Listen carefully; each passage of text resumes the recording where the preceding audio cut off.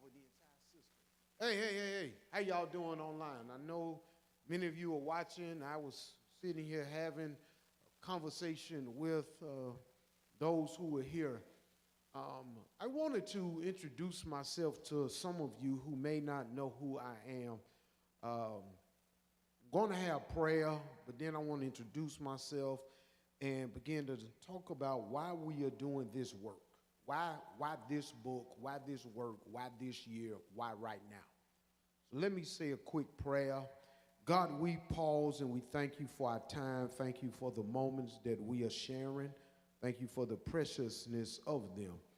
Pray right now that you will bless and consecrate this Heritage Lecture Series. God, give us insight.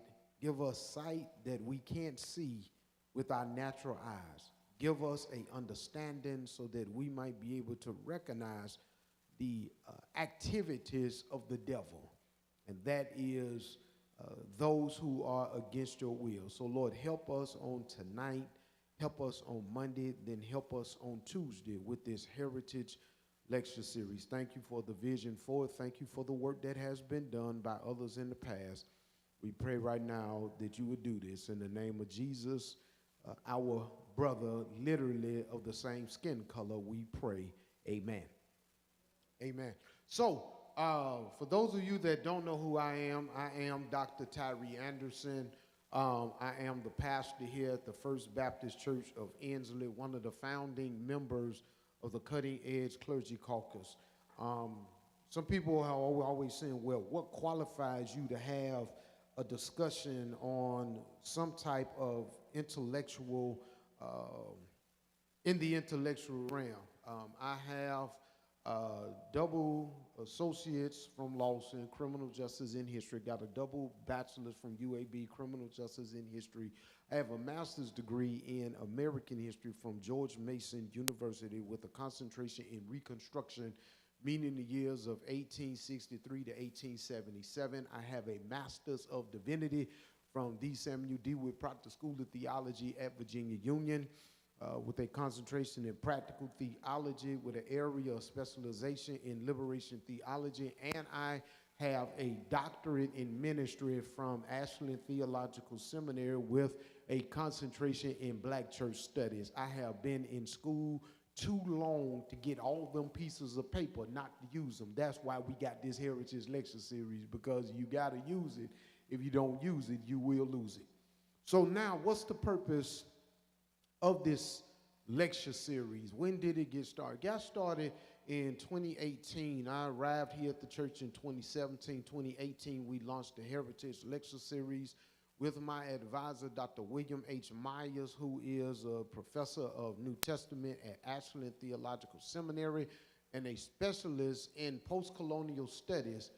He came and talked about the African presence in the Bible, and we began to move from there. We have looked at the works of Carter G. Woodson, The Miseducation of the Negro. We have looked at the works of Dr. Naim Akbar in Breaking the Chains of Psychological Slavery. We have looked at the work of Dr. Francis Cress Welsing with the ISIS Papers. We have looked at the work brought in last year, Dr. Clifford Ladden, to talk about and show images and pictures of the work that he did when he was over in Ethiopia, looking at one of arguably the oldest churches in the world. Long before the European cathedrals were built, they had carved cathedrals out of the rocks in Ethiopia. And Dr. Ladden came and showed it, and then following him was Dr. Matthew V. Johnson, who came and dealt with post-colonial studies and the reason why we have to understand what we are up against. So this year we are going to look at a major work. We can go ahead and go to the PowerPoint slide 2, the work before us. We're going to look at this work. We're going to look at this work by Dr. Ngugi wa Thiong'o. Ngugi, he would say that his name is Gugi. But Ngugi wa Thiong'o, wa being as in Hebrew, which would mean that he is the son of, so he is Ngugi, son of Thiong'o. And so we're going to look at this work that he put together called Decolonizing the Mind, the Politics of Language in African Literature. Now, I know some of you may be asking the question, why African literature? The reason is because we have got to begin to understand what W.E.B. Du Bois, what Martin Luther King, what Kwame Nkrumah, what Patrice Lumumba and Malcolm X understood when they got together to begin to create this movement called Pan-Africa, taking off of the work that Marcus Mosiah Garvey had done. And so we've got to begin to look at this work. So what are we going to be looking at? We're going to be looking at addressing the language of the colonizer, addressing colonizers' words. We've got to begin to take a look at this because we are caught up in the words that are being used against us, and we don't have the recourse to go against it. Can we go to the first major slide? For those of you that can't see it, I'll be reading it to you, but it is there. I got to remember when I bring it into the sanctuary, I got to have bigger font because 28 just don't do it. For some reason, it's still small. But we're going to look at this book, Decolonizing the Mind, the Politics of Language in African Literature. We're going to be looking at this work that was written by Ngugi wa Thiong'o. His home is in Kamathu in the Kiambu district in Kenya. He is a member of the Kikuyu tribe in Kenya. He was educated in the Makerere University in Uganda, in Kampala, Uganda. I have been to that university. And so he is educated, has his degrees in English, has his degrees in literature, and that is what got him in trouble. That is what got him in trouble. In order to understand who Ngugi is, you've got to understand that he comes from a family of revolutionaries.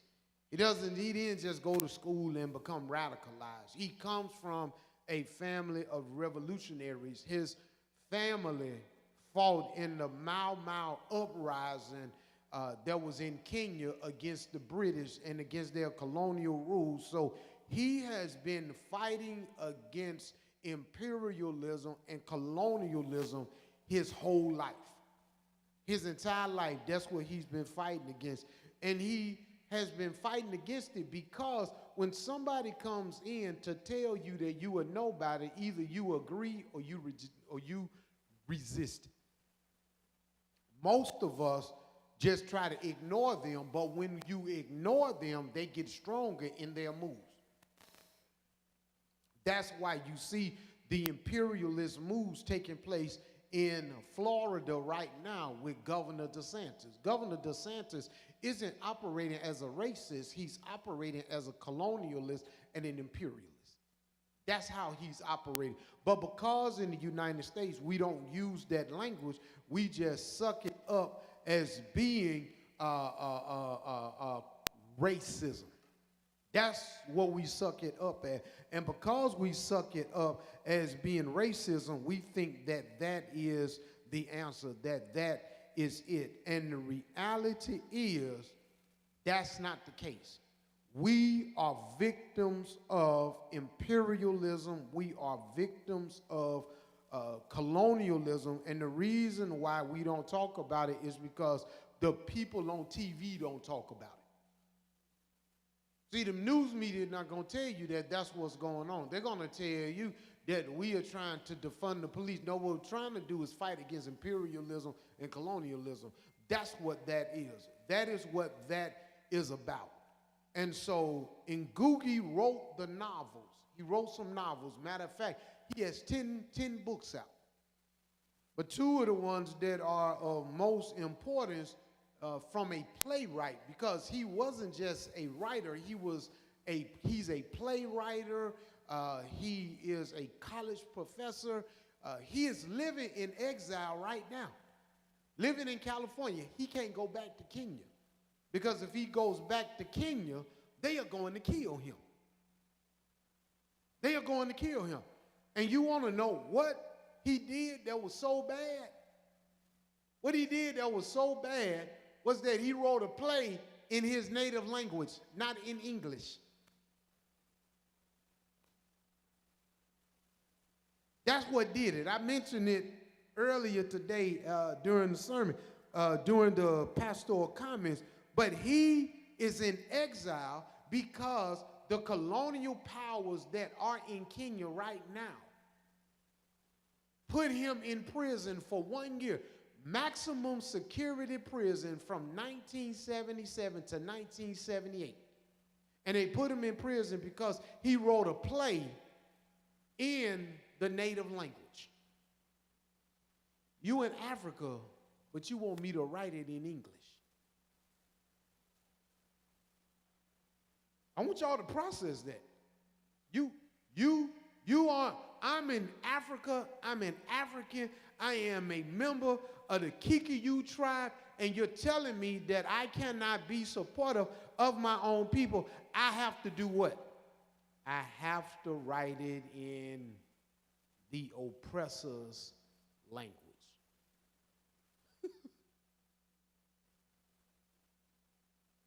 And so he is a critical voice. Ngugi is a critical voice on the importance of African language because this is important for us. He is important because of his value as a voice of resistance using the African language in face of colonialism and imperialism. What exactly are you saying? What I'm saying is, if you speak the language of your oppressor, you have no way to circumvent what your oppressor will do to you. That's the reason why it's messed up that you run into black folk all over the United States, and they are saying the same thing that some other folks are saying, which is, we speak English here. Learn how to speak English first. You're practicing speaking to someone who can speak up to 3 to 5 to 7 languages. But you're telling them to learn your language. That's how messed up we have become. And we become like that because we have no other way of recapturing our history. There's no memory. There's no memory that can take us back to the continent, that can take us back to where our ancestors were and where we can say, this is why they did what they did. That's the reason why the further we can go back, the blacker we get, the better off we're going to be. And so when you think about that song that Brother Stuttermeyer was playing today, dealing with that, in the morning, in that great getting up morning, fare thee well. I told y'all, and I'm letting folk who are watching now for the first time know, that ain't got nothing to do with going to heaven. Get your mind out of there. That great getting up morning was that day we going to leave and go north. We going to go to the land of freedom. That's what that is. And so we've got to begin to understand that.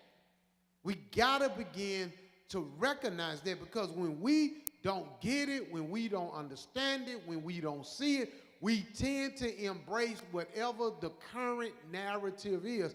And what Ngugi is saying is that the current narrative is there to oppress us, not to liberate us. So we've got to have a level of resistance. This is reason why Ebonics is so important, because Ebonics is a language of resistance. It's not bad English or bad grammar. It's a language of resistance. And when you speak the language of resistance, people that are trying to oppress you do not understand what you are saying. Hip-hop artists by the name of Big L. Big L been dead for a while, but Big L had a hit song called Ebonics, and in Big L's song Ebonics, he breaks down what every word means and why we say it. He gave away the language for nothing. It's resistance language. You don't give your oppressor the tools necessary to take you out. You don't give them that. You don't give them the benefit of destroying you.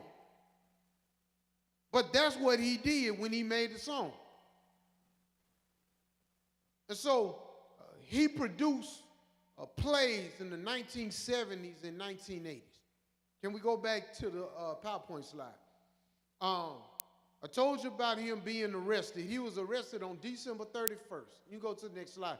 He was arrested on December 31st due to his, by the Kenya government officials who viewed his work as an artist and an educator as a threat and potential catalyst for uprisings and revolutions. When Donald Trump was getting ready to come to office, I asked my professor at the time, Dr. Aubrey Hendricks, I said, do you think Donald Trump is nervous about intellectuals and scholars? He said, absolutely, because anybody who wants to run an authoritarian community will do what? They will absolutely get rid of anybody who is not on the program. And scholars and activists and artists and revolutionaries are not on the program.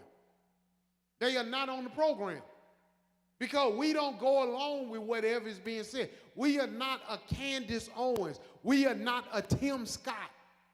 We are not a Clarence Thomas. That ain't who we are.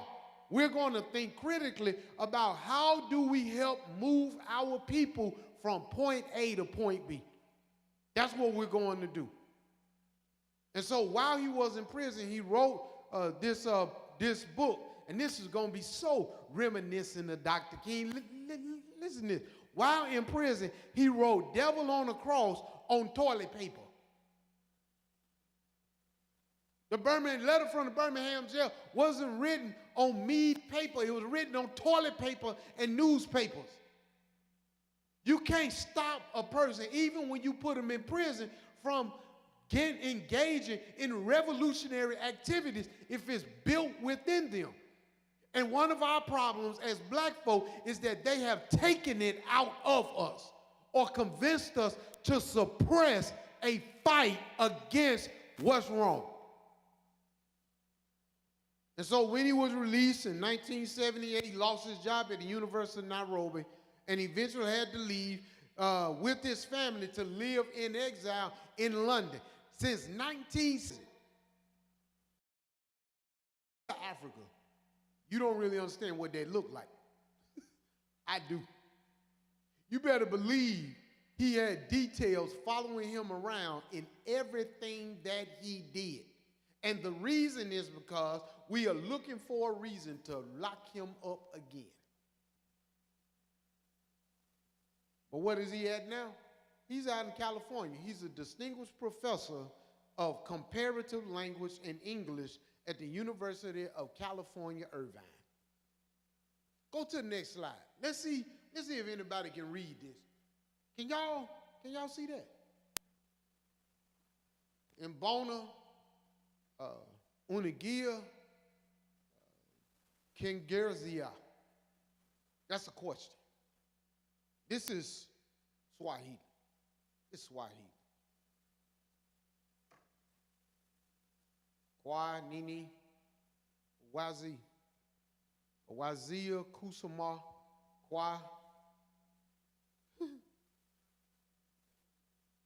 Oh, you need translator. Ain't no need to even keep playing with this, huh?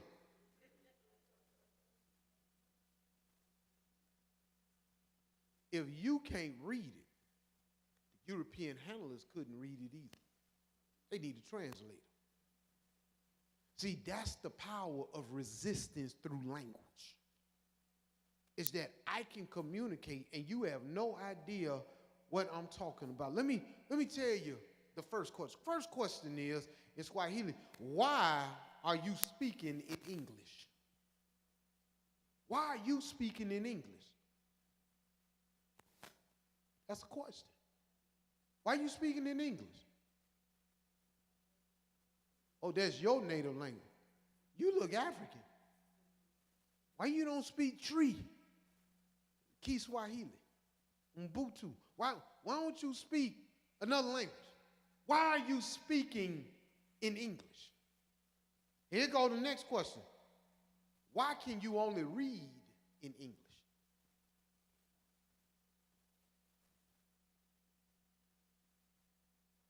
Because notice in school, they don't teach African language. They teach Spanish, French, German, Dutch, Chinese in some places.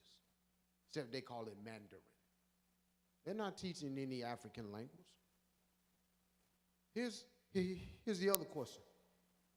Why do you think we are having this conversation and lecture series in English and not in Swahili? Because Swahili is the main language in Kenya. That's why I use this. Why are we having this in English? Huh? So we can understand each other, but it's deeper than that.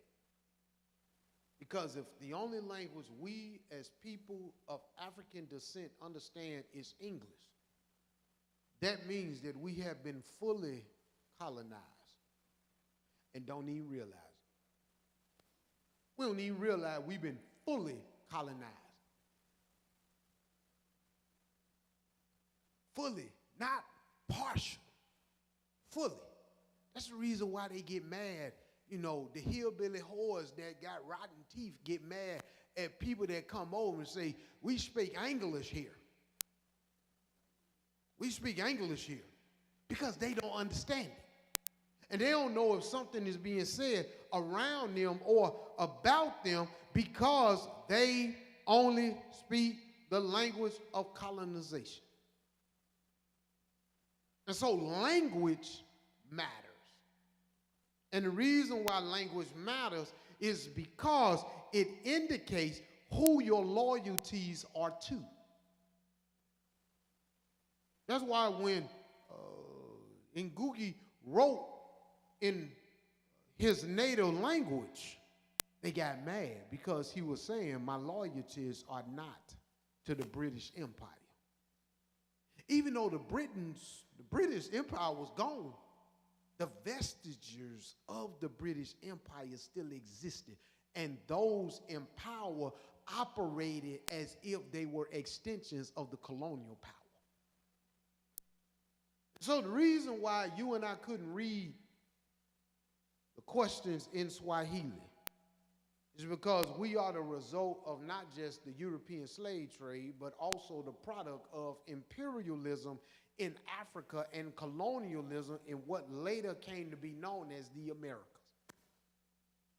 And according to ethnologue, watch this, there are a total of 70 languages spoken in Kenya, but you bet not try to write or communicate in them, you will get in trouble.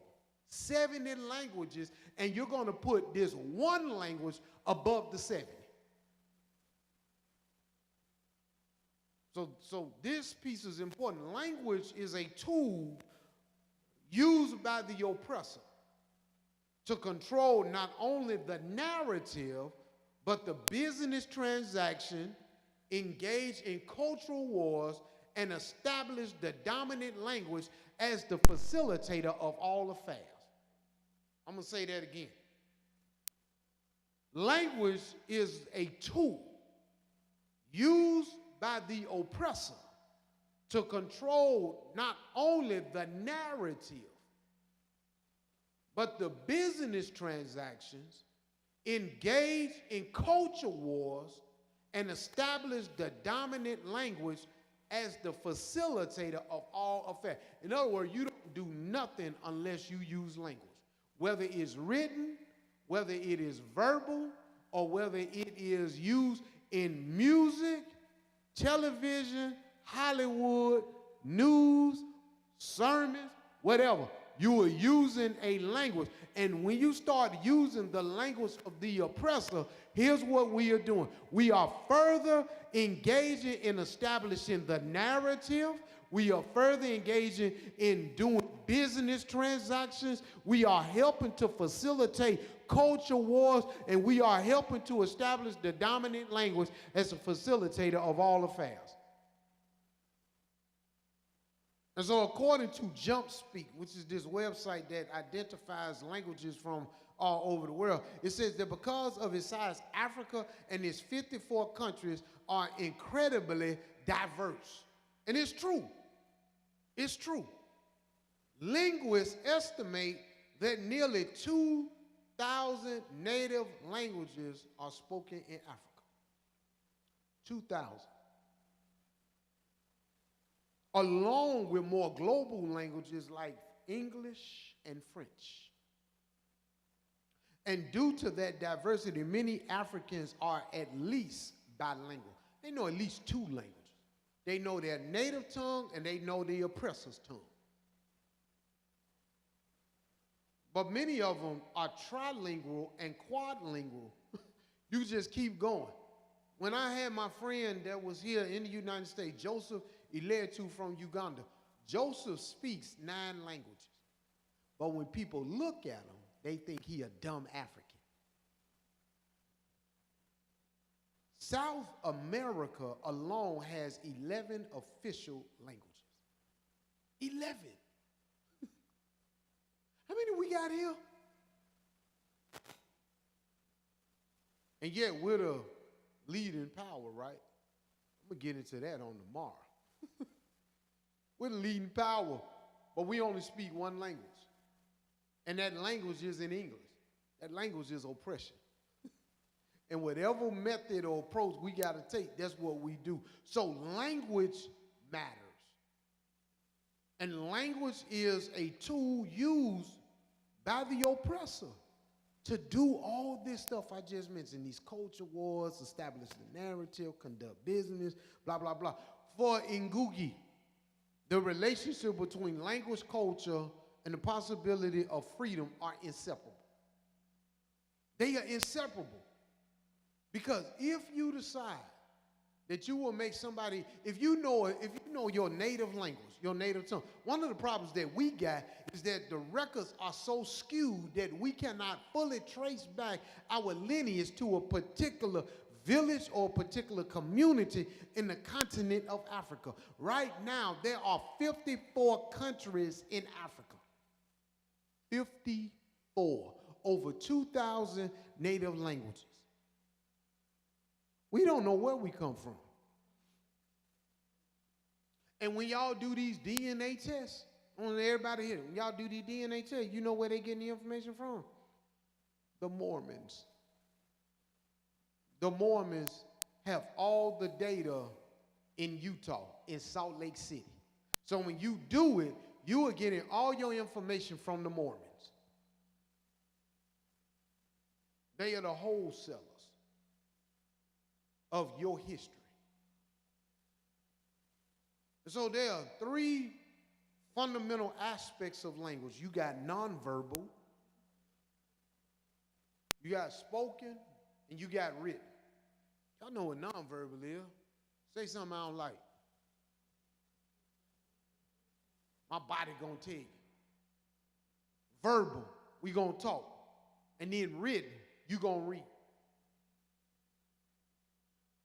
Language matters because when it comes to colonial and even neo-colonial matters, regardless in the world where people have been subjugated to the abuse of power, I don't care if you're talking about the Egyptians, if you're talking about the Assyrians, if you're talking about the Babylonians, if you're talking about the Dutch, the British, even America, United States of America, you find the same issue. Ngugi notes that in Kenya, the indigenous language of a colonized people are replaced with that of the colonized. They begin to erase your language, because if I can erase your language, I can erase your identity. If I can erase your identity, now I can make you in the image that I need for you to be. Because you got to work to my benefit, not yours.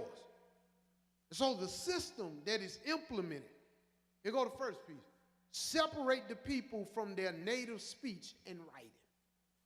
Take it away. That's the reason why when you take a look at what they did to us in putting us on these plantations in these boats, is that they said, y'all look alike. I don't care if y'all sound alike or not. We could not communicate, because if we can communicate, we can find a way to explain this is what we're going to do to get our freedom. So you separate the people from their native speech and writing. Second, you superimpose the oppressor's language. You make them speak your language. You ain't going to learn theirs, but they got to learn yours. And then the third one, you want to establish the colonial and later neo-colonial hierarchies based on said language. So when we write, we do everything in English. When we read everything in English. When we speak, we do everything in English. While I'm doing this lecture, I'm doing it in English. You're hearing it in English, which means that this system works. And so you replace native speech and writing with the language of those who control the narrative. And so the narratives to guide this new oppressive structure are now entrenched even to this day. That's the reason why when some folks start talking about there ain't no racism, there ain't this, I say, and that's why we having this conversation in English. And I let them figure out the rest. One of the narratives that develop is that of the good and bad African. This is going to sound familiar in a minute. The good and bad African, and we see it in our language today used by political power. Here's the good and bad African. And Googie said that when he was a child and they were going to school, that anyone who spoke the native tongue within the proximity of the school got in trouble. They got hit 3 to 5 times with a rod or something on their bare butt. And they had to wear a sign around their neck that said, I am stupid or I am a donkey. Now, you know the other word for donkey is. And if they could not, if they did not get beat or have to wear a sign, they had to pay money. How did they know they were speaking the native language? How? They would deputize their classmates. Teachers know about this. They would deputize their classmates. Tell me who speaking that language out. I need to know. And then they would reward the snitch. They would give them rewards. And they'll move up, and guess what other kids are going to see? I want to move up too. So guess what they do? It's incentivized to turn in anybody who's not going with the program. So if you go with the program, you good. If you don't go with the program, you bad. And you see this today. Tim Scott is the senator from South Carolina. Tim Scott said there is no such thing as racism in the United States. Tim Scott is a good Negro. He's one we can trust. Candace Owens is one that we can trust. Clarence Thomas is one that we can trust. Herschel Walker is one that we can trust. But you better not trust that Raphael Warnock. He has too much education. Better not trust that Chris Stewart. He's in seminary. He's trying to get further along. And he's not with the program. I'm going to take it even further. You pastors don't trust Anderson. He an outsider. He ain't one of us. He a bad Negro because he don't say what we say. Get snitched on, be told out, I mean, these are the kind of things that take place. And it happened then, it's happening now. And so what was normally said in silence, y'all keep this. What was normally said in silence, behind closed doors, found its way into mainstream media. 2018, the President of the United States, Donald John Trump, referred to Haiti and African nations as S-hole countries. He ain't saying that for the first time. He just simply said it publicly, what they've been saying behind closed doors. Why was they mad? Because he telling what we've been saying. Not that they disagree. It's that he running his mouth. And then Donald Trump follows up with this question. Why can't we have more immigrants from Norway? Why can't we have more immigrants from Norway? In 1996, talking about language, S-hole countries. That means that if you are from, you are S-hole person, and if you are a descendant of those from there, you are also the same. And I said that, here we are, 1/5 of a person, and I got folk in church looking at me not saying amen. And I got to pause like, okay, did I just say something wrong?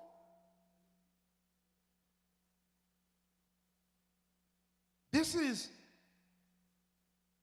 is how they see us. And you think because they're your co-worker, everything cool. Let it come down between you and them. You gonna do it for the team. They gonna do it for themselves. 1996, Hillary Clinton.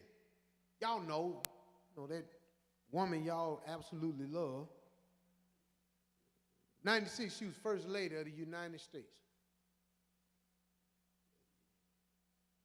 You really see Nancy Reagan saying a whole lot, Michelle Obama saying a whole lot. But Hillary had a lot to say, especially when it came to people like me, black males, teenagers, young folk at the time. At the time she said this, I was 22 years old, and according to their statistics, I had about 3 more years to live because I wasn't supposed to live to see 25 according to them. Hillary referred to young black men as super predators. But this is the other piece everybody forgot. She said we need to bring them to heel. Super predators that we need to bring to heel. What exactly is that? To bring them to heel means that we need to kill the animal. Lock them up forever. She would come back later when she running for president and say, oh, I really didn't mean that. No. Language matters. When a person show you who they are the first time, believe them. Googie argues that, quote, that one of the consequences of this and other racist narrative is that African children are indoctrinated at an early age to celebrate the good European African, the pro-European African, and to disavow the resistant bad African. Of these indoctrinated children, he asks, quote, their entire way of looking at the world, even the world of the immediate environment, was Eurocentric. Europe was the center of the universe. And if anybody know anything about Europe, Europe fits inside of Africa, along with the United States and several other places around the world, because that's how big Africa is. But supposedly the thought, the education, the economics are all centered in Europe. That's easy when you have subjugated the rest of the world to do your will. So word, you can to destroy folk lives. A sword may not do it, but words can. You can murder somebody using your words. Words are more powerful than swords, firearms, missiles, and military power. Look at what they did to Tyree. Look at what they did to Russell Westbrook. Everybody in the locker room, like Russell Westbrook, one reporter come out and say that he's a vampire, and that's the narrative. Words matter. And the reason is because words will cause lasting damages for generations while others are short-lived. The sword, the missile, the rifle, all that, that's short-lived. What lasts longer are the words. And so we discover this with the prophet Jeremiah in the 8th century. Jeremiah 1, 9 and 10, we find these words. This is what God tells Jeremiah. This is the reason why words are so powerful. Now I have put my words in your mouth.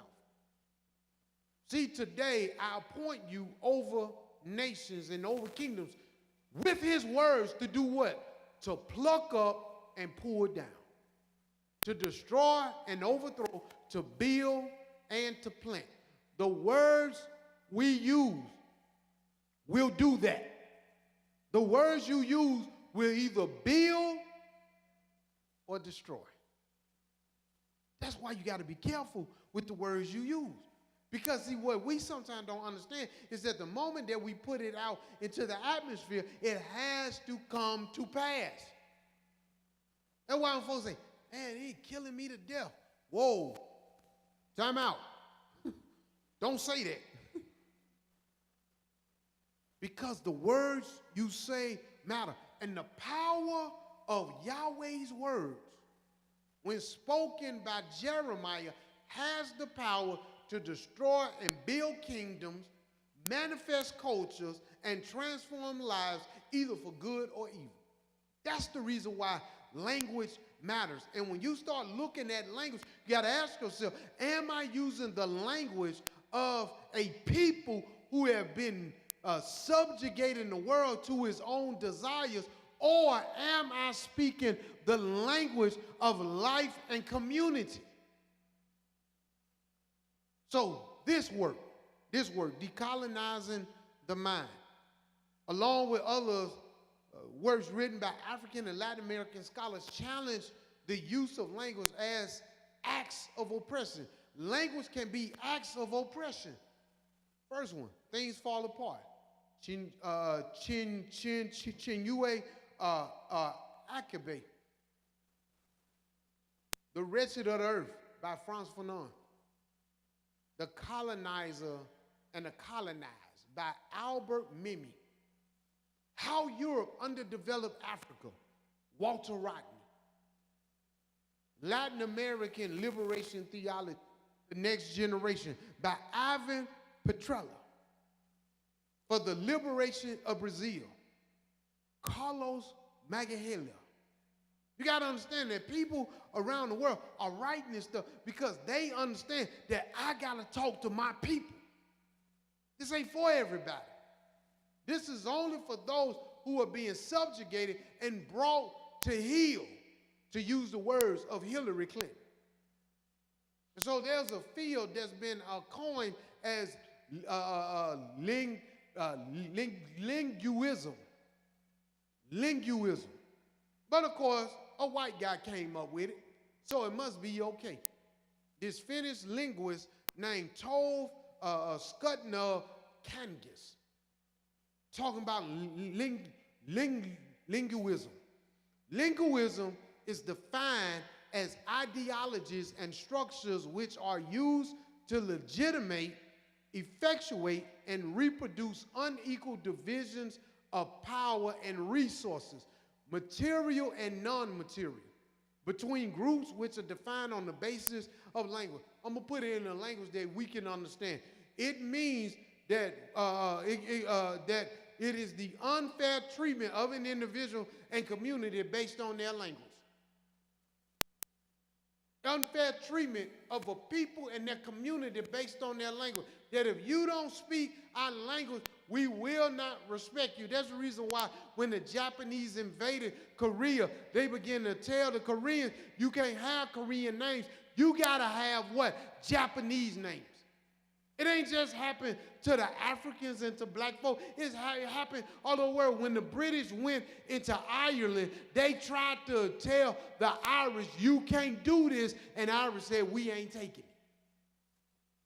This is a common theme of people who engage in colonialism and imperialism. And because they engage in colonialism and imperialism, they want to say that your language is substandard. Mine is the superior language. Especially, it's laughable even in English. Here's the reason why it's laughable. English is not a pure language. English is a stolen language of about 6 or 7 different languages to come up with what it means. It's crazy. And yet it's the superior language. So the context in Ngugi's work and what he's dealing with is rooted in the colonial and anti-colonialism fights in Africa. And Ngugi does in his introduction is point out that mercantile and industrial capitalism in the 18th and 19th century brought to Africa the possibility of knowing and mastering the world of nature. But at the same time, it denied the conquered races of people the means of knowing and mastering that world. In other words, we're going to show y'all how to live in Africa because y'all are not living to your full potential. Even though there were kingdoms that existed in Africa long before the Europeans even encountered the Berbers, also known as the Moors, and they brought them out of their dark ages. Y'all heard about the Dark Ages? Y'all remember that from school, the Dark Ages? Where they only came out because the Moors, those North African Muslims, went to Southern Europe and actually gave them culture. That's how they got out of it. They ain't come out of it themselves. One thing to keep in mind is that the conquered people are unable to benefit or reap the rewards of imperialistic progress. They'll handpick a few of us, and we're going to lift you. But the rest of them, leave them where they are. We're going to handpick a few of y'all. But don't try to bring more than you need to. That's why they hate LeBron, because LeBron was picked, and what LeBron did was said, I'm bringing my boys with me. I'm going to put them through college, and they're going to handle I'm going to take my folk with me. That's the reason why when Rich Paul is representing all these athletes, the other sports agents and the owners of the team, they're mad. Because we didn't pick him, LeBron did. Those conquered civilizations see their lands confiscated and their people subjugated and murdered. Let's go to the first slide with this first guy that is one of the worst tyrants in known history.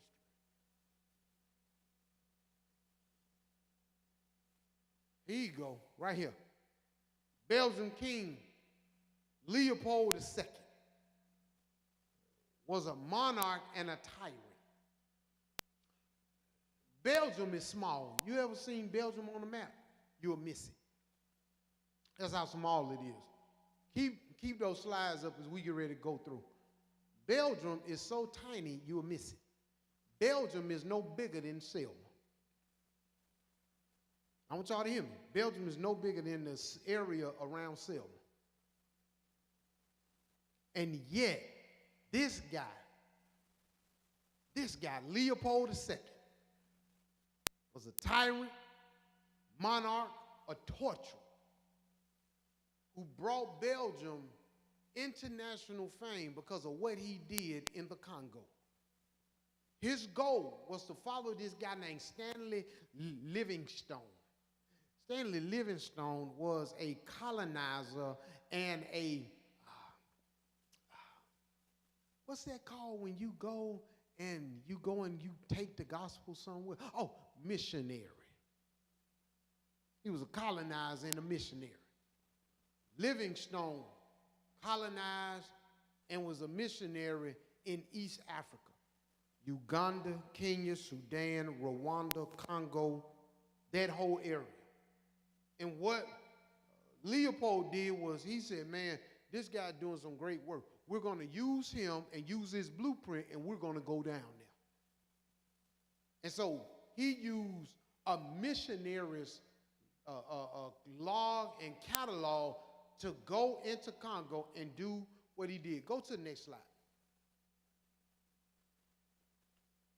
I want y'all to look at these limbs of these children cut off by Leopold and his people.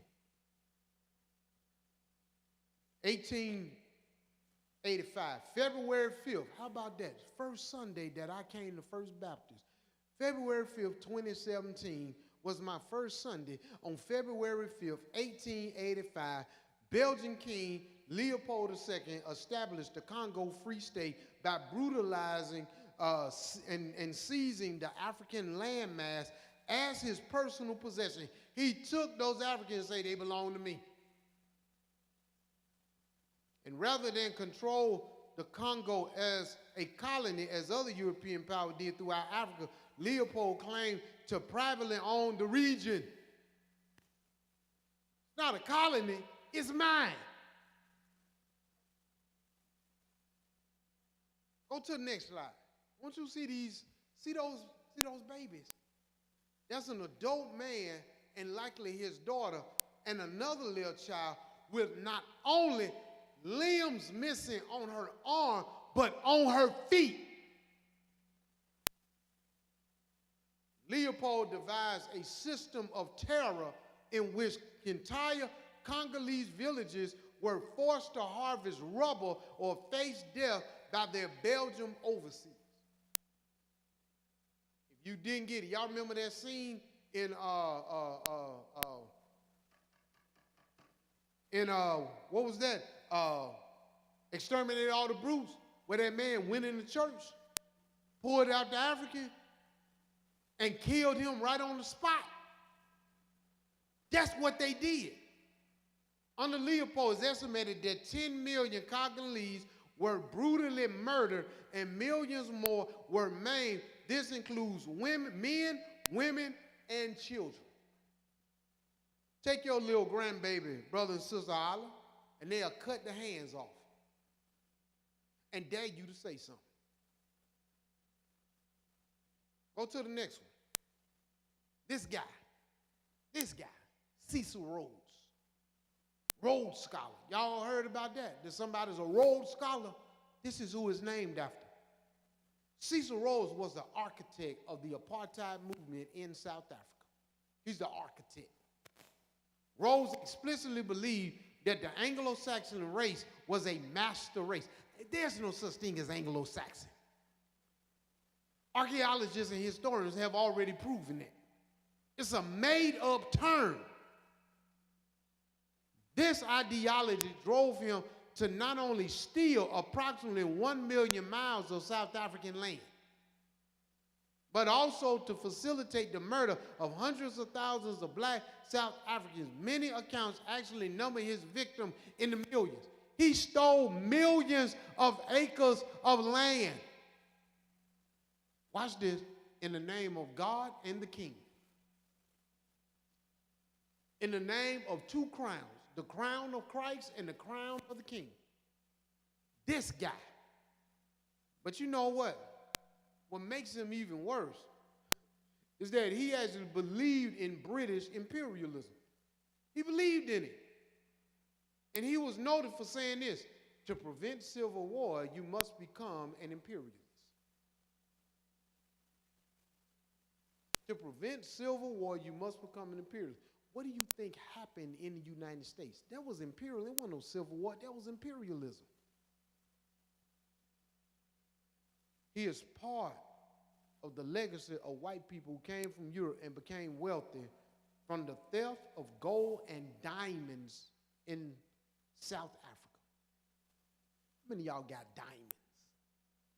How many of y'all got diamonds? Got diamond rings, diamond earrings, diamond necklaces. It may have come from the bloody mines in South Africa.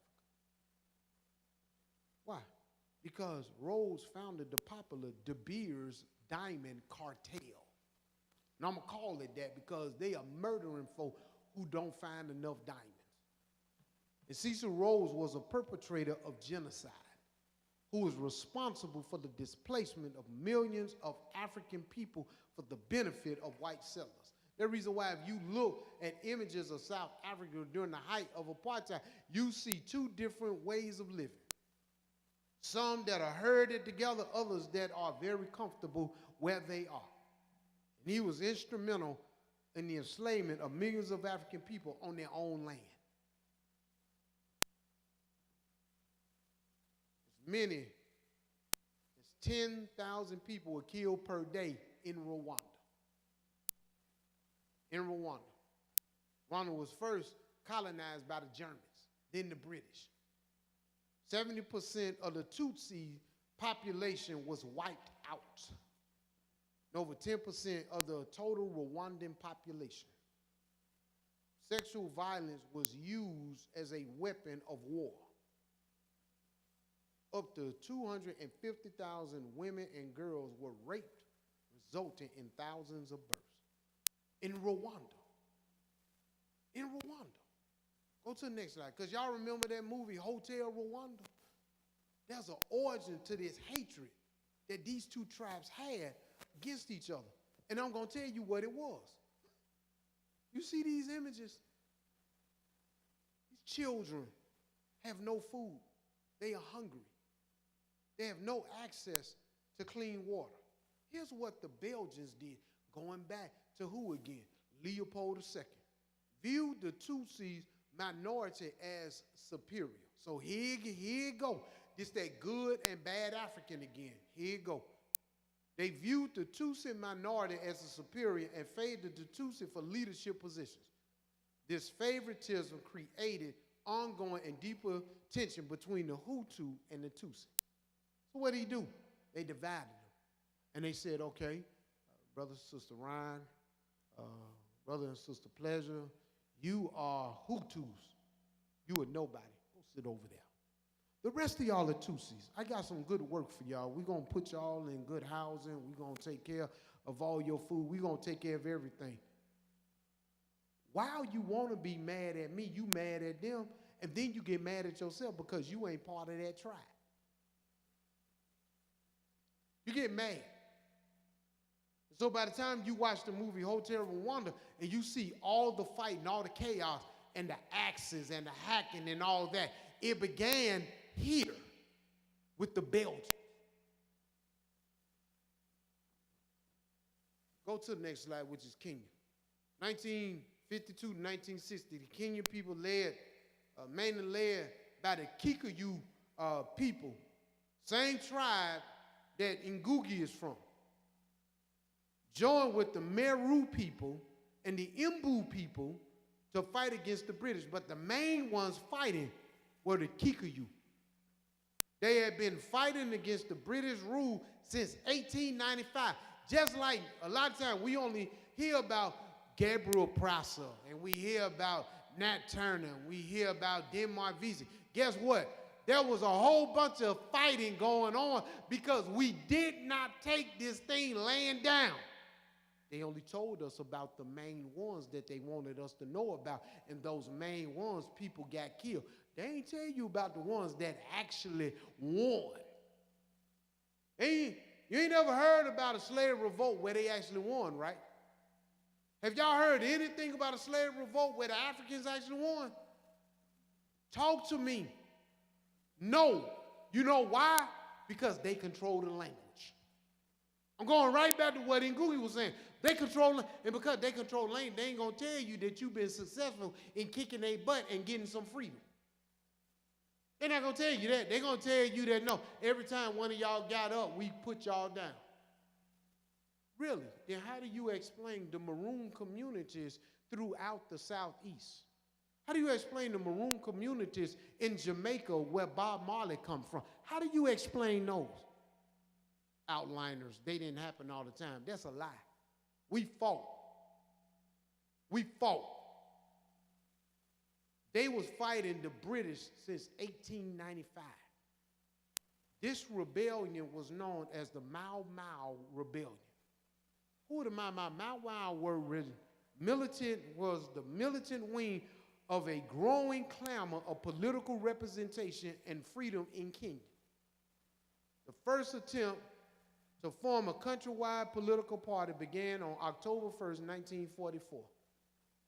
This organization was known as the Kenya African Study Union. Black folk been organizing forever. The Kenyan Human Rights Commission said that 90,000 Kenyans were executed, tortured, or maimed during the crackdown. What crackdown? The Mau Mau rebellion. And 160,000 were detained in appalling conditions. When you want to look at, the origins of how America does the prison system, Mau Mau becomes a great example because they were the ones who created this idea of solitary confinement. They were the ones who created the idea that we're going to put you in certain camps away from people so you could be isolated. And it's estimated that more than 300,000 people were missing or unaccounted for because they likely killed them. One historian knows that, quote, the British armed the militia, rewarding them, incentivizing them, allowing them to pillage property of the nationalists. British go in and do whatever. The Fourth and the Fifth Amendment. That's why the Second Amendment of the United States is so critical. The United States just can't tell military people to come knock on your door and occupy your house. That's against the Constitution. Mau Mau families were subject to pillage by their neighbors. What they do? They had other people turn against them. Their neighbors were not British. Their neighbors were other Africans. People would simply walk up to the farm and walk away with things. In addition to search and destroy missions against the Mau Mau fighter bands operating in the forest, the British also strategically resettled the Kikuyu people in villages. They put them in what we might want to argue today are modern projects. They also detained some 100,000 Kikuyu without trial, often for periods between 3 to 7 years. The UK says the claim is not valid. Of course you're going to say that. Y'all did it. Because of the amount of time since the abuses were alleged to have happened. Don't that sound familiar? That we don't owe you reparations because of how long it's been. You should have gotten over it by now. That any liability rested with the king and authority. In other words, black folk in America, it's your fault. You shouldn't have been a slave. Forget that we passed laws. Forget that we used the Bible. Forget that we justified it by any means necessary. It's your fault. There's a book, Britain's Gulag, Brutal End of Empire in Kenya. It is a book worth having because you get a chance to really see what they did. It's extremely disturbing. So how does this work? Give me about 10 minutes, we're going to get out of here. Children were ripped from their families, forbidden to speak their native tongue, and were not allowed to practice their spiritual traditions and cultural practices at school. They were also not permitted to use their indigenous names. I encountered this in Africa when I was there in October. So we have our tour company, and our tour company, I ain't gonna tell you the name of the tour company, but I will tell you that one of the drivers and the guy that was doing the most talking to explain things said that my Christian name is. And when he said it, y'all know I can't keep some stuff. Y'all know I said something to him. And I told him, I said, brother, that's not a Christian name. That's an oppressor's name. I said, your African name is a Christian name if you want to be Christian. If you Muslim, it's a Muslim name. I said, your name don't bring you closer to Jesus. I said, your name make you more comfortable with your colonizers and your handlers. And he said, you know what? I never thought about that. I never thought about that. Why? Because they get so programmed into thinking that this is my Christian name. No, that's your European name. And it's fine if your mother named you a European name. What is your name? He said, my name is Kwesi. Here we go. Do you know how much, excuse my name, you know how much hell I caught when I got back? And I just changed my name on Facebook from Tyree Anderson to Papa Kwesi Yame. Do you know how much flack I caught? Some folks said that I wasn't a Christian anymore. Some folks said I had left Jesus. There was calls around Birmingham.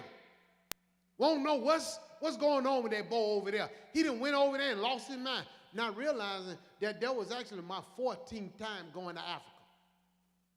I ain't lost my mind.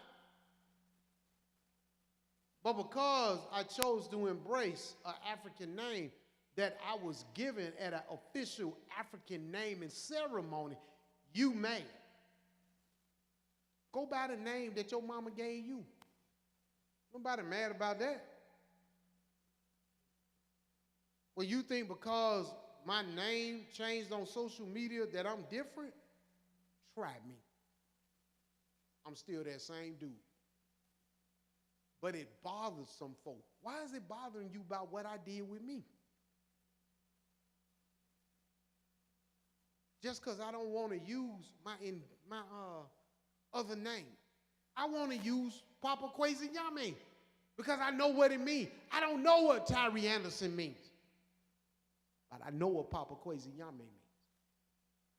It's so linguistic, because what's basically happening is that we are engaging in what is known as linguistic imperialism or language imperialism, which is the transfer of a dominant language to another people. That if you don't use this language, you are nobody. And so George Padmore writes this, that what is imperialism but a political and economic system of violence? How do you think the British acquired their empire? Was it not violence? How is it being maintained? Is it not by violence? Why? It seems to me that violence is the high priest of imperialism. I don't have the time to unpack that. But if it's the high priest of imperialism, that means that imperialism is a religion. It means that it is worship. And it has everything you need, politics and economics. And it has people who have bought into it and worship it. And they are engaged in what we will call conversion. Or they are out proselytizing, sharing the illegal and immoral gospel of imperialism to all nations. So in watching the deprivation of his people and other people of Africa and in the diaspora, because he looks at us too, Ngugi begins to wrestle with the horrors of imperialism and capitalism. One of the things that really bother folk is when you lift up somebody like a Vladimir Putin, or you lift up a Vladimir Lenin, or you lift up somebody that they have demonized. But what you find is that Ngugi looked at the work of the Russian revolutionary and the first head of state for the Soviet Union, Vladimir Lenin, in his work in 1917 called Imperialism, or the highest stage of capitalism, because that's what capitalism is. Capitalism is the highest form of imperialism. So when you say America is a capitalistic nation, you're also saying that America is an imperialistic nation. Lenin argues that imperialism is capitalism's final form. That through imperialism, a wealthy capitalist country maintains power and control over colonies from which it extracts resources and labor power. That's the reason why, Rihanna, we love you on the Super Bowl, but we are going to make all this money on Apple from you being on there. We're going to pay you, but we're going to extract everything you got. And Jay-Z gonna help us. Oh. that through imperialism, a wealthy capitalist country maintains power and control over colonies from which it exacts resources and labor power. This is what we find in the West. While Lenin applies this to capitalistic content, Ngugi argues that this is also appropriate for cultural languages. And the historical record complicates the matter of viewing the erasure of local languages and customs as strictly capitalist outcome while challenging the Marxist framework for addressing imperialism. It's complicated. It's complicated because people don't want to have an honest discussion. And the oppressed suffers because community cultural traditions, watch this, are being replaced by alien or foreign imports that demean and erase the histories and lives of people who resist the invasion. The first to leave is often the language. The first to leave is language. Because if I can control your language, I got you. I give you a prime example just from at First Baptist. I give you a prime example. Some of y'all probably didn't even realize you fought against it until it started making sense. I don't call myself a what? Oh, say that louder. I don't call myself a Christian. Oh, it ruffles some feathers, Pastor Stewart. It ruffles some feathers. I said in the minister conference, it ruffles some feathers. What do you mean you don't call yourself? Not a Christian. It bothered folk. I changed the language. Why? Because language matters. And when you latch onto a language or a title that's oppressive, I don't care how you try to spin it and make it cute. I don't care how you try and pretty it up. It's not good. You got to be able to take the language. Because if you lose the language, this is the reason why we got to learn Swahili. The reason why I got to see how we going to get classes on learning African languages. I ain't telling you to try and become a continental African, but I am saying that it will bother a whole bunch of folk if we start speaking Swahili and they like, I don't understand what y'all saying. Well, come on to class. I ain't got time for that. But there you go. But you got time to go do all the other stuff you're doing that's not helping. Identity. We've got to form some type of identity. Because if we don't, we're going to continue to be lost in someone else's sauce. Let me see if there are any questions before I tell you what we're going to look at on day 2. Any questions? Any thoughts?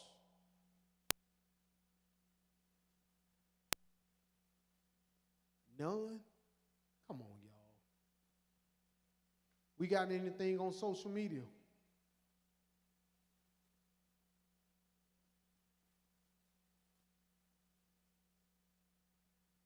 All right. Give y'all some homework. Y'all got to come back tomorrow with at least one question. Because you're not just here to get information. This is so we can begin to rethink and take back our community. When you have words like no cap, y'all know what no cap means? Y'all don't know what that means? Good, that's your homework. Go find out what it means. That's a different language. That's what I'm talking about. Young folk have a different language than, we want everything to be plain and clear. They say, no. You got to get over here where we are if you want to know what we're talking about. Go find out what that means. Call your daughters, call your children. When you get on, talk to your grandchildren. I'm going to tell y'all how to do it real easy. I'm going to let y'all cheat on this. Call them and ask them what it means. I ain't gonna tell you. I said it in the sermon, but I ain't gonna tell you. Young folk knew what I was saying. Language matters. Any questions on social media before I wrap up, before I say, all right, there's none. So let's have a quick prayer. Tomorrow, we're going to look at the World Bank and the IMF. And I know he's like, what does that have to do with decolonizing the mind? Everything. Because the World Bank and the IMF control everything going on money-wise, financial-wise, in every third world country in the world. Y'all know where the IMF and the World Bank is formulated and where the headquarters are? New Hampshire. What's in New Hampshire? We're going to go into that on tomorrow. Dear God, we thank you tonight for this opportunity. Thank you for this series. Thank you for what you are saying. And God, how you are opening our understanding in order that we might have a better language toward each other, and we might be able to recognize when others are working against us. Help us on tonight to process what we heard and to be able to comprehend what we have heard. We pray right now that you would keep us until we meet again on tomorrow. In the name of Jesus, we pray. Amen. All right, thank y'all. See y'all on tomorrow.